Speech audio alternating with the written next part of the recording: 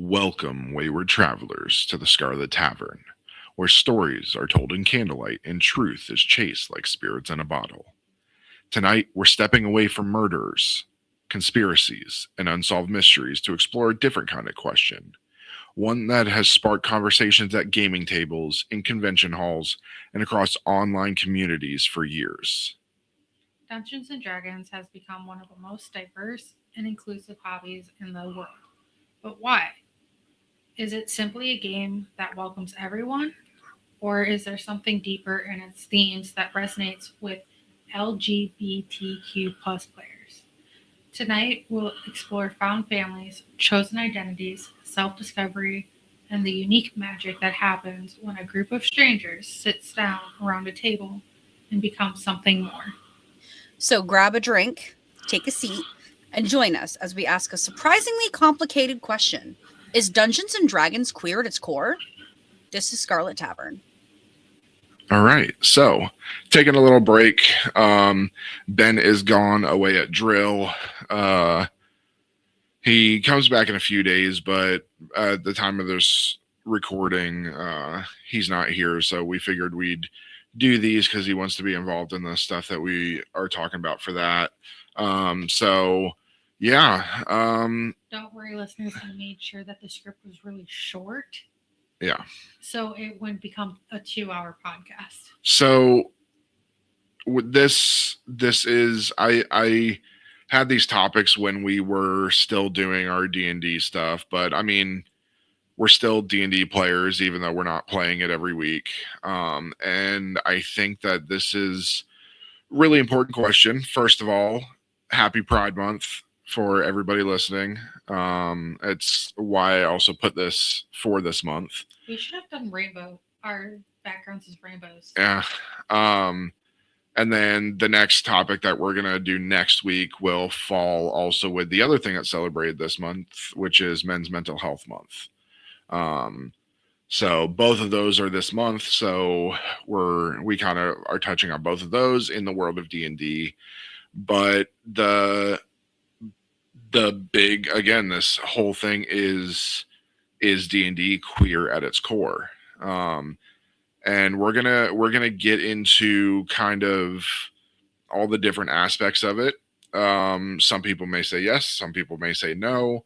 We'll each give our own opinions. And we have some stuff in here that I wrote, but we're also going to do some discussion, and things like that. So, yeah. Just without going too deep into it, what do you guys think? I think even though I don't know if it was intended to be, I think it is. That's my thoughts. I don't think it was because I can tell you it was not. Yeah. intended to be. I was going to say I've heard a little bit about like the origins, but how it is now and kind of how it's evolved, I think it is. and just the time frame that D&D was created, Mm-hmm. it wasn't very inclusive during No. that time. So I think it wasn't meant to be, but as it got older and times have changed, it definitely has moved towards that. So and that's what we're going to talk about.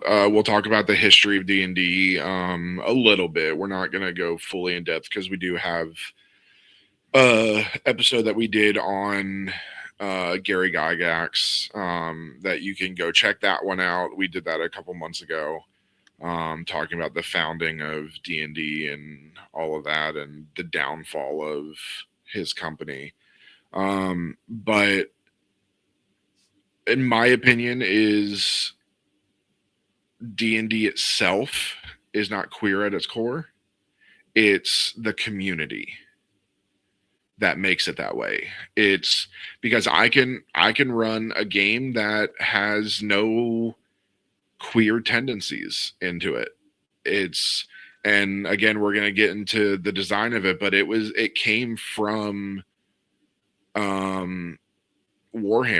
Warhammer was the precursor to D&D and military strategy and all that. These are normal straight guys that are all about combat and things like that. So I think it really depends on the DM. Obviously, we in our campaigns have explored all of that because we have members that are part of that community. So I think I personally I don't believe D&D itself is queer. I think that it's what the community makes it. I think it's what the table makes it, honestly. Yeah. Yeah. So DM and all that, because I mean, if you look at my characters, yeah. they've either been bi, straight, or lesbian. Like, there has been no. Yeah. Yeah. So before we talk about whether Dungeons and Dragons can be considered queer at its core, we need to talk about one of the most common themes in fantasy storytelling, the found family. It's a concept so ingrained in modern fantasy that most of us barely notice it anymore. The Fellowship of the Ring is a found family. The crew of the Serenity and Firefly is a found family. The Mighty Nine is a found family. Even many superhero teams follow the same patterns. A group of people from completely different backgrounds, often carrying their own trauma, insecurities, and baggage, come together and become something stronger than they ever could have been alone. What's fascinating is that Dungeons and Dragons almost naturally pushes players towards these kinds of stories. Most campaigns begin with strangers. A rogue, a cleric, a barbarian, and a wizard meet in a tavern and somehow decide to trust one another with their lives. Within a few sessions, they're fighting side by side. A few months later, they're risking everything to save one another.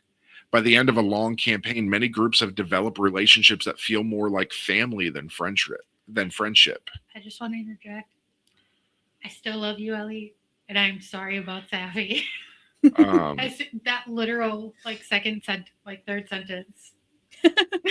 and and that raises an interesting question. Is that something unique to D&D, or is it simply how humans naturally respond to shared experiences? If you put enough people through hardship together, are they inevitably going to form those bonds? Or is there something about role playing games specifically that encourages people to create deeper emotional connections? And so we'll kind of hit on that. I I don't think it's something unique to D&D. Um, as somebody who's been in the military and law enforcement, you go through hard experiences and tough things, and you form bonds that can never be broken for the most part. Usually, if you've deployed with someone and you've seen combat together, that's a hard bond to break. If that person's had your back and made sure that you made it home, that's a hard bond to break. So I don't think it's just D&D. I think it's a human response, but D&D just amplifies it. And I mean, really, like, if you look at like adoptions and stuff, I'm adopted. I was adopted at 16 to a great family, um, and they're not blood at all. There's no relation whatsoever between us.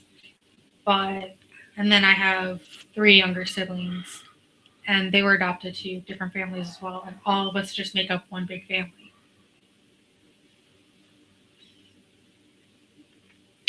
So I think most of us can probably point to characters or campaigns that became more meaningful than we expected.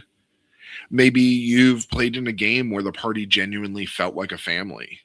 Maybe you've had a character death that hit harder than you thought it would, like getting stabbed in the stomach randomly. Um, Maybe you've watched players spend hours arguing over how to save another character because the relationship mattered more than the quest itself. Why does that happen? Why do fictional people sometimes evoke very real emotions? Okay, I don't know how many times you have literally made me cry at the fucking table. And that's a question I'm posing. Why does this happen? Why do fictional people sometimes evoke very real emotions?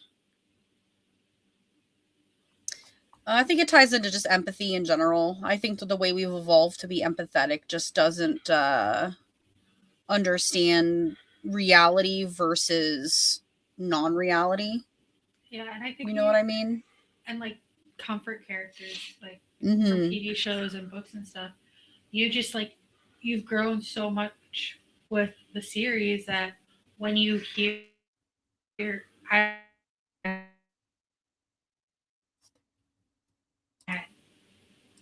you grow to like love Sirius Black. Mm-hmm. And then reading about his death, I can tell you, I cried and I put down the book for like a few days because Mm-hmm. I was just after Minerva McGonagall got hurt, then it was Sirius Black, and I'm like, oh shit, nope, I need to put this down because I was bawling. And then I picked it up and finished it. I'm like, okay, still sucks about Sirius. Yeah. So, for many LGBTQ plus people, the concept of found family carries additional significance. Throughout history, queer communities have often relied on chosen families and support networks when traditional structures didn't provide the support they needed. That doesn't mean every queer person has experienced rejection, nor does it mean found family belongs exclusively to queer culture. However, it does mean that themes of acceptance, belonging, and chosen community often resonate particularly strongly. So, when people say that D&D is queer at its core, are they talking about representation? Are they talking about identity? Or are they talking about the fact that D&D is fundamentally a game about building communities with people you choose rather than people you inherit? And perhaps the biggest question of all, was this always a part of D&D, even if nobody was using that language in the 1970s? Or is this something that modern players have brought to the game over time? Because if we're going to answer whether D&D is queer at its core, we first need to understand what it is about this hobby that makes so many people feel like they've finally found a place where they belong. And again, like I said before, I I don't believe that the game was intended this way because again, it's the 70s, it's made by a bunch of dudes that were all married men, all of that. Again, I've said it before, Gary Gygax's wife thought he was having an affair because he would sneak out in the middle of the night and go to somebody's house, and she followed him one day and went and found him in the basement playing D&D with his friends, and it turns out it wasn't an affair. He was just creating D&D, which I think is a hilarious story. Yeah. But I yeah, I don't think that was the intention. I think as D&D has evolved, it's evolved with the community. I mean, in the 1970s, D&D was a bunch of nerds. If you played D&D, you were not cool. Yeah, it was not cool, and I think people like Critical Role are the ones that kind of made it cool. Yeah. You had Critical Role started it, and then Stranger Things, of course, comes in and shows you loose D&D. Um, and they got a lot of things wrong, but then of course now you've got like Vox Machina and the Mighty Nine and all of the cartoons, and now D&D is getting its own TV channel and all of that stuff. So I think it's just evolved, and I think now we find that the majority of D&D players are LGBTQ. Mm-hmm. And it's I mean, you definitely still have the big nerds, but I mean, there if we look at some famous celebrities that play D&D, they're big celebrities. If you're a wrestling fan, The Big Show, he's a known D&D player. Uh, who did the Wedding Crashers? Oh, I know who you're talking. And Dodgeball. Vince Vaughn. Vince Vaughn is a massive D&D player. He plays in Joe Manganiello's campaign. Vin Diesel. Vin Diesel, Jack Black. Michelle Rodriguez, Terry Crews. Like these are big people, and but yeah, I think that I think it's something that's evolved. So one of the most interesting things about Dungeons and Dragons is that it asks a question most people don't get asked very often in their everyday lives. Who do you want to be? Not who you are right now. Not who your family expects you to be. Not who your job requires you to be. Who do you want to be if all those expectations are stripped away? When you sit down to create a character, you're given an incredible amount of freedom. You choose their appearance, personality, beliefs, strengths, and often even the way they interact with the world. For some players, that's simply part of telling a good story. They create a character because they want to play a heroic knight, a mischievous rogue, or a powerful wizard. But for other players, character creation can become something much more personal. Role playing games create a unique environment where experimentation is not only accepted but encouraged. Nobody thinks it's strange if a person plays a charismatic bard, or if someone who avoids confrontation in real life creates a fearless barbarian. We accept these choices because that's part of the fun. The game gives people permission to step outside themselves and explore perspectives that they might never otherwise experience. That honestly brings me to like think of Urshar, Yeah, where literally it was for one shot, and I'm like, okay, what's the funny UK that said, do a dwarf barbarian that has a great hammer that is bigger than her, and I did it, yeah, and then she became the lovable drunk. yeah. So that raises an interesting question. Where's the line between role playing and self discovery? Are we simply pretending to be someone else? Or do our characters sometimes reveal something about who we really are? I think most longtime role players have experienced moments where a character unexpectedly reflected something personal. Maybe a character's fears mirrored our own. Maybe a character's goals felt surprisingly important. Maybe a fictional decision at the table carried more emotional weight than we expected. And this particular topic we'll go over in the next topic because it's very big on creating the your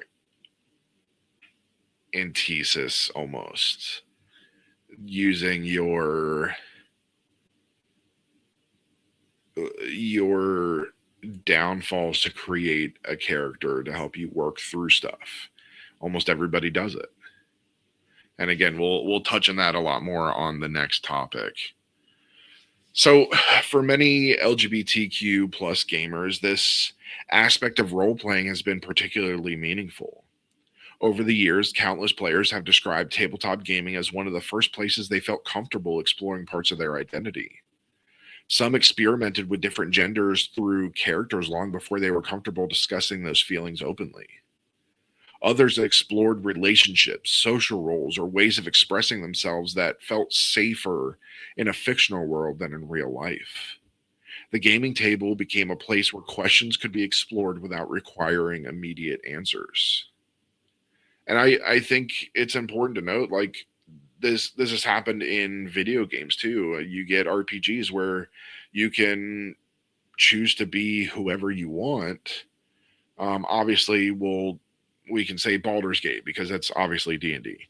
But you can kind of choose to be who you want, and sometimes it's easier. I mean, in this world where in this country where almost everybody comes from some kind of religious background, because that's what the country was founded on. Uh, it's sometimes it's hard to express who you are because not everybody's accepting. Not every family is going to say, "Oh, that's great. I accept who you are." They're going to shun you. They're going to. So, how do you find out if that's who you truly are? without having an outlet like D&D. And I mean, Elliot, obviously you can speak a lot more on that because you're part of this community. Can't hear you. Sorry. Honestly, like even within queer labels, role play, specifically D&D role play, or any kind of role play where you're physically acting and voice acting, connecting more with your character, within even knowing that you're queer, you can explore different aspects of being queer. You can explore different labels. When we first started our D&D section or sessions, I was a trans man. Now I identify as a non-binary lesbian. You know, things get changed very drastically when you're given an outlet to understand who you are and, you know, the parts about yourself that you want to explore and the parts that you don't. Yeah. And I definitely, when we first started, I definitely tried to keep the table open and allow everybody. I didn't limit what people could make. I didn't limit relationships. I didn't limit all of that. It was obviously we had our set limits, like fade to black limits and things like that. But other than that, everybody was kind of open to explore, and I think it really helps. And again, we'll talk about a lot more in the next episode of the mental health side of everything. But these two kind of go together. The finding your identity and helping your mental health. I mean, if you really look at my characters, or actually at our table for our first campaign, we didn't have any relationships within our group until it was later down the campaign, where it was towards the end. Yeah. Where then it's like, okay, Van and Bakira, Ari and Elwin, things like that. Like, we didn't have relationships really until the end of our campaign. And then there's Maresh all alone. Actually, he's not. Yeah, now he's not. Now he's not. He's got a smoking hot wife. But yeah. So what's important to recognize, though, is that this isn't unique to queer players. Plenty of people have used role-playing to examine aspects of themselves. Veterans have played characters struggling with duty and responsibility. People dealing with anxiety have played confident leaders. People who feel powerless in their everyday lives have played heroes capable of changing the world. In many ways, role-playing acts like a mirror. It doesn't know who we are, but it can reveal parts of ourselves we hadn't examined before. Is that why you kept to make me a leader? I mean, it just naturally happens. I don't choose who is who. I didn't choose Bakira to be the leader of Misery's End. It just happened.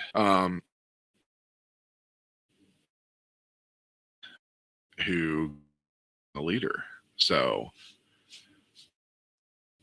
this leads to another question. Is this something unique to tabletop role-playing games, or is it simply part of storytelling in general? People love in books and television. We've all seen pieces of ourselves in fictional heroes, and so indie is it actively making the decisions instead of passively role? Does participating in the story create a deeper connection than simply observing one? I personally, I think that makes a huge difference. I mean, you can watch a TV. I tell people all the time, I prefer TV over movies. Yes. With television, you can develop with the character. You can watch the character grow. You fall in love with the character, and then the story ends, or something happens to them, and you feel it. Your heart breaks. So static because you're watching these characters grow. But it makes a big difference when you're the one making these decisions. You get to choose. It's like the choose your own storybooks from the 90s and 2000s. You get to choose the story and how the story ends and begins. And obviously the DM has a say in it and the world has a say in it, but you still are able to develop this character the way you see fit. And like I do at the end of every campaign, you how the characters go off and you guys do. I ask you guys at the end, all right, what did your character do for the next 10, 15 years? You get to tell me how they end, and I just how the NPCs end. So I think it definitely makes a big difference participating in the story. I mean, you have kind of lied a couple times about what happened to a couple characters. Yeah. And then come to find out in our the ending of our last campaign that you lied. I think it was about like Singe and Daff. Yeah. Yeah. Saying, oh, they died. So I'm like heartbroken. And then all of a sudden they come back and I'm like, oh, that's cool. Plot twist. Yeah. So, and perhaps most importantly, if role playing gives people the freedom to explore different identities, perspectives, and possibilities, does that naturally make the hobby more welcoming to people who are questioning or exploring parts of themselves? Or are we attributing something special to D&D that could just as easily happen in any creative space? Because That's true. Yeah. Yeah. If chapter 1 was about finding your people, chapter 2 was about finding yourself, and whether that's something D&D was intentionally designed to do or simply something players discovered along the way, it's hard to deny that this hobby has become a place where many people feel safe asking questions about who they are and who they want to become. I mean, Star Wars brought all of us together. Yeah. It Yeah. started with Kayde recruiting Ben in Star Wars to the guild. Ben being a goofball and me like yelling at him over the mic, and he's like, no, join. So I joined, and then everything just, I think you were the next one in the group. Mm-hmm. Because you were in our group and I was teaching you stuff in Star Wars. Yeah. It was And then something happened and I had to get pulled in more. Yeah, to it the was top of it. Elliot, then Chris and Cara. No, Ethan was first. Yeah, Ethan. Yeah, Ethan was first. Because remember, he was part of council too. Oh, Ethan was first, then it was Chris and Cara. Yeah, Ethan was the fourth or fifth. So, when people talk about D&D being queer at its core, one of the first questions that comes up is whether that's something that has always been true or whether it's more recent development. To answer that, we need to take a step back and look at the history of the hobby itself. The early days of Dungeons and Dragons look very different today. They emerged from miniature wargaming communities in the 1970s, which were largely male-dominated and often heavily focused on military history, strategy, and simulation. If you walked into a gaming convention in 1978, you would have seen a very different crowd than you would at Gen Con today. The hobby was smaller, more niche, and in many ways less diverse. That doesn't mean LGBTQ players weren't there. They absolutely were. The question is whether they felt visible, welcomed, or represented. For much of the hobby's history, representation wasn't really something people talked about. In fact, a lot of fantasy as a genre tended to avoid conversations about sexuality altogether. Heroes saved kingdoms, slew dragons, and recovered magical artifacts. But discussions about identity were often pushed to the background. At the same time, D&D occupied a strange cultural position. While the hobby wasn't always openly inclusive, it was often filled with people who felt like outsiders themselves. Gamers, science fiction fans, fantasy readers, comic book collectors. Many of these communities existed on the fringes of mainstream culture for decades. People who loved these hobbies were often labeled weird, awkward, or different. They were mocked in schools, dismissed by adults, and portrayed as social outcasts in movies and television. And that raises an interesting question. Does being an outsider yourself make you more likely to welcome other outsiders? Or are those two things completely unrelated? Because if we're being honest, nerd culture has a complicated history. There are countless stories of people finding acceptance and lifelong friendships through gaming communities.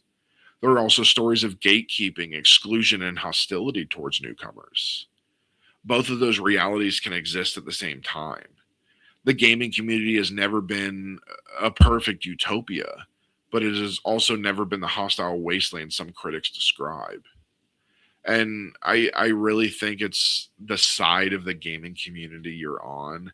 I truly think the video gaming community is that more hostile, Oh gatekeeping, yeah. exclusion. Hmm. I They're can't even join voice lobbies in half of the yeah, games they're because it's horrible. bad. And then but then you get to like the tabletop side and the RPG stuff where it's a lot more inclusive and a lot more welcoming and things like that. I mean, Um, so tour with like the Star Wars community. Like you go on like the pub side and you see a lot of these helpful people that are like, hey, how do I do this and stuff like that, and you feel like, okay, I can jump in and say, hey, this is how you do it, and ask questions. But then you get down to like the Imperial side and you just get people who are just shit talking you because Mhm. you're asking how to get unstuck or for help and stuff, and people are like, nope, go fuck yourself. yeah. So, what's undeniable is that the hobby began changing as it grew. The rise of the internet connected players from around the world. Online forums allowed people to share experiences that might have been difficult to discuss locally. Actual play shows introduced new audiences to tabletop gaming. New generations of players entered the hobby with different expectations about representation, inclusivity, and storytelling. As the player base expanded, so did the types of stories being told. And I do want to say with the whole gatekeeping thing, I have found um for those that don't know, I was professionally DMing at like Gen Con and places like that. I was able to GM for a lot of people, and it was a ton of fun. But there's definitely people in the TTRPG movement that and they're combined with the LGBTQ community that try to gatekeep TTRPGs for the queer community, Mhm. saying this is, and that's why I wanted to do this topic, is this is queer, so it has to stay this way. And if you're straight, you can't do this. If you're not part of the LGBTQ, you can't do this. And unfortunately, I think I think because there's been a lot of backlash towards the LGBTQ, it's made them backlash against everybody else. Mhm. I've kind of noticed that too. Community as a whole is becoming a lot more defensive, Yeah. and defensivity can kind of turn into hostility. Yeah. And it's kind of the point of this discussion and this topic is that TTRPGs are for everybody. They're, again, they weren't made for the queer community, but the queer community kind of took it over and expanded it and brought it out. And I think that if we try and gatekeep something like this, it's not going to be a good thing. It this should be open to everybody. Well, not only that, but it completely blocks when the gatekeeping is there. You're blocking somebody who isn't ready to identify as queer, Yeah. who is potentially exploring themselves, even if they end up being a cis straight person. Yeah. They're could still want to explore and see that they're comfortable in their identity and see who they are. And Exactly. you either make people out themselves, or Which you is just dangerous. don't, and you don't, like, you just don't gatekeep. Yeah. So today, it's common to see LGBTQ characters in published adventures, novels, actual play series, and official source books. Entire communities have formed around inclusive gaming spaces.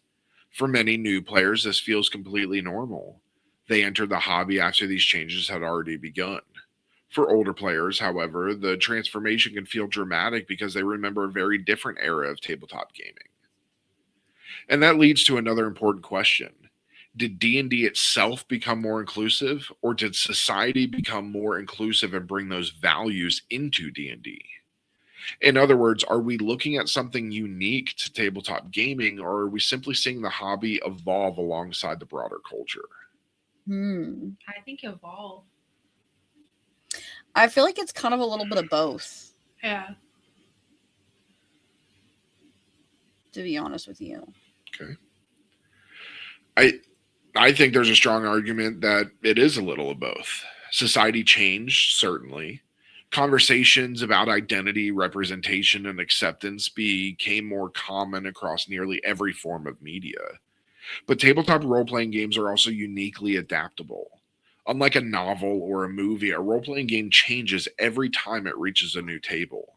The rules might stay the same, but the stories, characters, and relationships are shaped by the people playing them. It's one of the reasons this discussion can become so passionate. For some players, D&D is simply a fantasy game where these themes can exist if a group chooses to explore them. For others, the hobby has become a meaningful space where they have found acceptance, friendship, and community when they struggle to find them elsewhere. And maybe that's the real question at the heart of this chapter. When people say D&D is queer at its core, are they talking about the rules printed in the books? Are they talking about the stories that get told? Or are they talking about the culture that has grown around the game over the last 50 years? Because depending on how you answer that question, you may arrive at a very different conclusion about about what Dungeons and Dragons truly represents. Mm-hmm. I think it's up to the person. Yeah. I think that, again, I said it before, I don't think D&D itself is queer at its core. I think it's the community. I think it's what table that game is sitting at. Yeah. Because there's games that can be played by a bunch of completely straight men that they're all the characters are straight, big, badass guys, blah blah blah. And then you can go two tables over and there's a bunch of members of the queer community that are playing the same characters, but it's because it's showing parts of themselves that don't exist. So I think it really depends on the players, the table, and the DM really at that point. So at this point, we've talked about found families, identity exploration, and the history of the hobby itself. Now we finally arrive at the question that inspired this entire discussion. Is Dungeons and Dragons queer at its core? What's interesting is that question means very different things depending on who's asking it. For some people, the answer seems obvious. They look at the themes we've already discussed: chosen family, self discovery, transformation, acceptance of outsiders, and see clear parallels with experiences often discussed within queer communities. To them, the game naturally encourages players to explore questions of identity and belonging. Even if Gary Gygax never intended it, they would they would argue that those themes have become deeply embedded in the hobby's culture. Others strongly disagree. They argue that D&D is simply a game. It's a collection of rules, dice, monsters, and storytelling tools. The game itself doesn't tell players what stories to create. It doesn't require discussion about identity, sexuality, or belonging. A group can spend years playing D&D without ever touching on those subjects. From that perspective, claiming that D&D is inherently queer feels like assigning a specific meaning to something that was designed to be open-ended. And honestly, that's where this discussion gets really interesting, because both sides make some compelling points. Let's start with the argument that D&D contains themes that resonate strongly within queer experiences. Fantasy as a genre has always been fascinated with transformation. Characters become something they weren't before. They discover hidden truths about themselves. They struggle against expectations imposed by their families, cultures, or societies. They leave behind old identities and embrace new ones. Whether we're talking about wizards discovering magical abilities, heroes accepting their destinies, or entire species navigating worlds where they don't quite fit in. Fantasy is full of stories about becoming. The question is whether those themes are inherently queer or simply universally human. After all, almost everyone has experienced moments where they felt misunderstood, out of place, or pressured to conform to expectations. Most people have struggled at some point with figuring out who they are and where they belong. If that's true, are these themes specifically queer, or are they simply experiences that queer communities have connected with particularly strongly?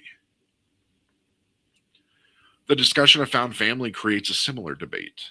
Chosen family plays a significant role in many queer communities, but it also appears throughout countless stories that have nothing to do with sexuality or gender identity.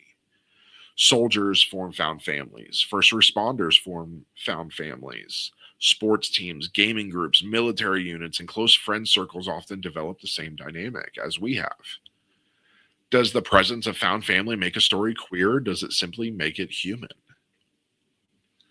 I think this is where definitions become important. When people hear the phrase queer at its core, they assume it means the game was intentionally designed around queer themes. Historically, that's difficult to support. The creators of D&D were building a fantasy adventure game inspired by mythology, pulp fiction, and tabletop wargaming. They weren't writing a manifesto about identity or belonging. But others use the phrase differently. They aren't talking about the creator's intentions. They're talking about the themes players have discovered within the game and the communities that have formed around it. That distinction raises another fascinating question. Who ultimately determines the meaning of a piece of art or entertainment? Is it the creator? Is it the audience? Or is it some combination of both? If millions of players have found personal meaning in themes of identity, acceptance, and community, does it really matter whether those themes were intentionally placed there in the beginning?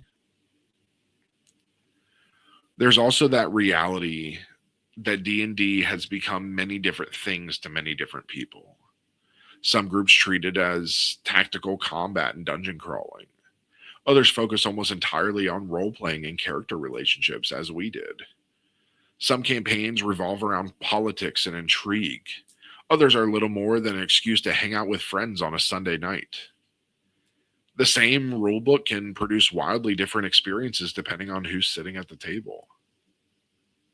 Maybe that's why this debate never seems to have a definitive answer. D&D is flexible enough to support almost any interpretation. For some players, it's simply a game. For others, it's a creative outlet. For others still, it's a community, a support network, or even a place where they discovered things about themselves they didn't fully understand before. And perhaps that's the real challenge within the question itself. The more we discuss it, the less it seems like we're talking about Dungeons and Dragons. What we're really talking about is how people connect with stories, how communities form, and how individuals find meaning in shared experiences.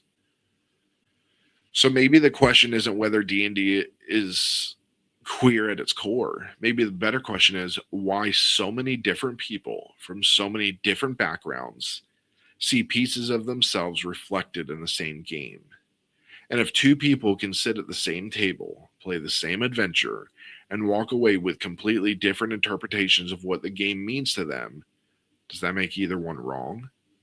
Or does it simply prove that the greatest strength of Dungeons and Dragons has always been its ability to become whatever its players need it to be?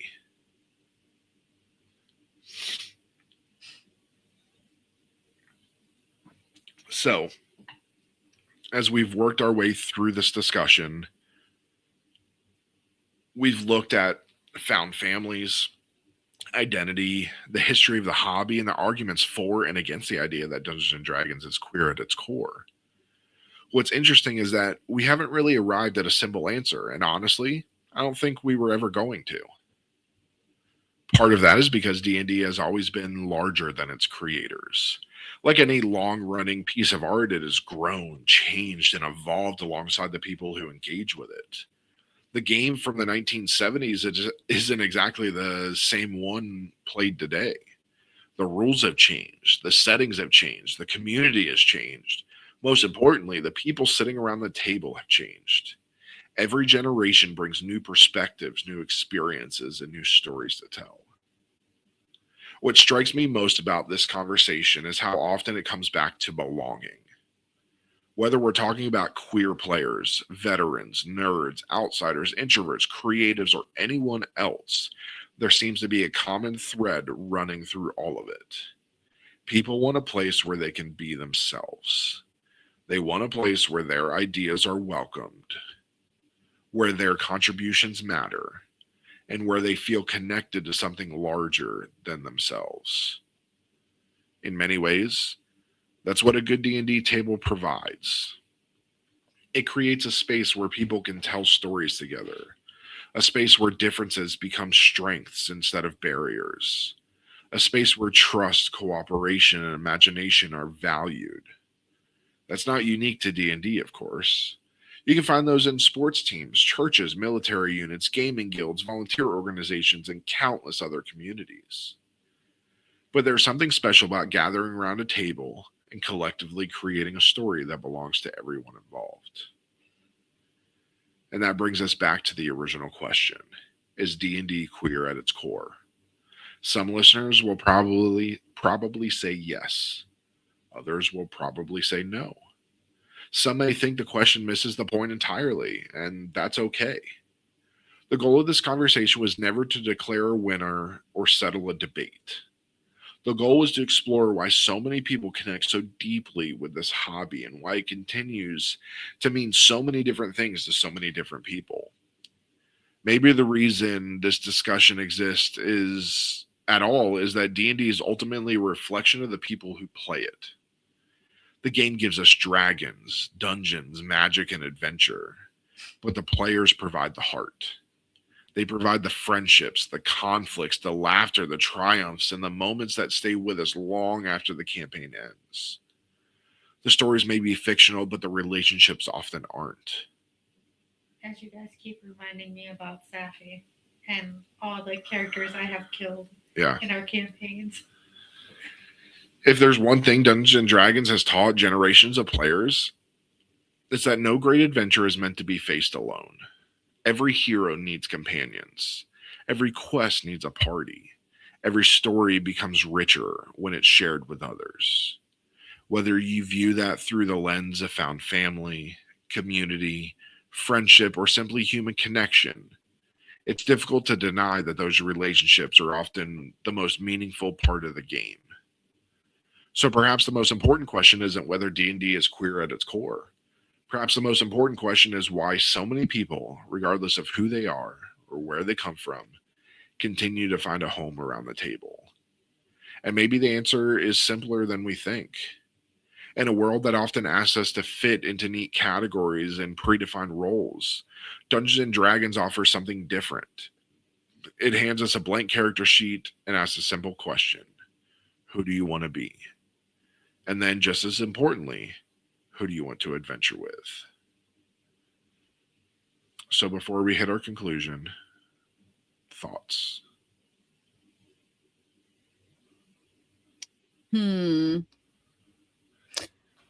I definitely agree that it's more about the human experience in general that's kind of changed the community.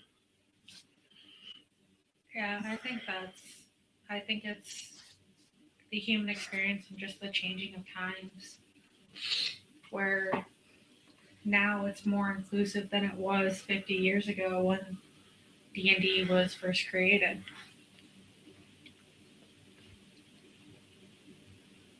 Yeah, Yeah.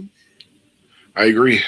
I think that just like many things, I mean, things have to evolve to stay relevant. And I mean, we see it in video games. I mean, you look at it's funny you look at like video games from the early 2000s. You can't romance same-sex characters. You can't do any of that. And then we go look at the new Fable coming out, which can't wait. It looks amazing. It does. Um, Yeah. you can marry multiple people. I mean, somebody's going to rat on you and blackmail you for it, but um, it's a lot. Like even the character creation is so different. Um, and I think everything needs to evolve with the times as we as a people evolve. Everything needs to kind of evolve around us, or it's just going to die out. Um,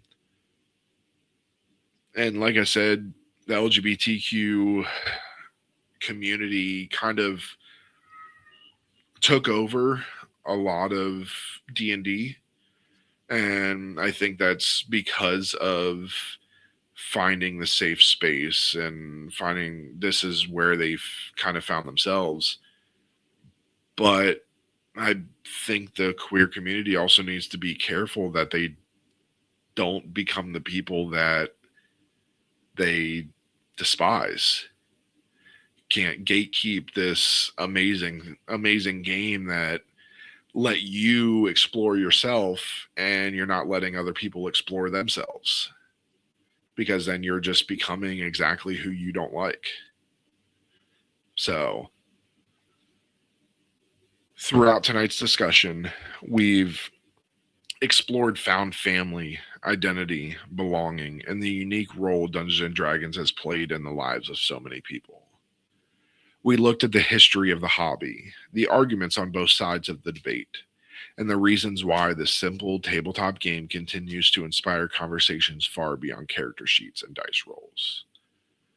As with many of the topics we discuss here in the tavern, we didn't set out to find a definitive answer. Instead, we set out to ask questions. Is D&D queer at its core? Is it simply a storytelling system that reflects the people who play it? Are the themes of found family and self discovery unique to queer experiences, or are they universal human experiences that resonate with people from all walks of life? The truth is that every player brings something different to the table. Every group tells a different story. And perhaps that's why Dungeons and Dragons has endured for more than 50 years. It isn't defined solely by its rules, its creators, or even its settings. It's defined by the people who gather together to create something meaningful. Whether you see D&D as a game, a creative outlet, a community, a refuge, or simply an excuse to spend time with friends, there's no denying that it has given countless people a place to belong. And maybe that's the one thing everyone can agree on. We'd love to hear your thoughts. Do you think Dungeons and Dragons is queer at its core? Do you think the game creates these themes, or do players bring them with them? What has your gaming table meant to you over the years? Let us know in the comments and keep the conversation going. From all of us here at Scarlet Tavern and Damn Media, happy Pride Month. Thank you for joining us tonight in the Scarlet Tavern, where the candles burn low, the stories burn deep, and the truth is always one drink away. Until next time, travelers, grab a drink, take a seat, and keep rolling. Good night, everybody. Good night. Good night.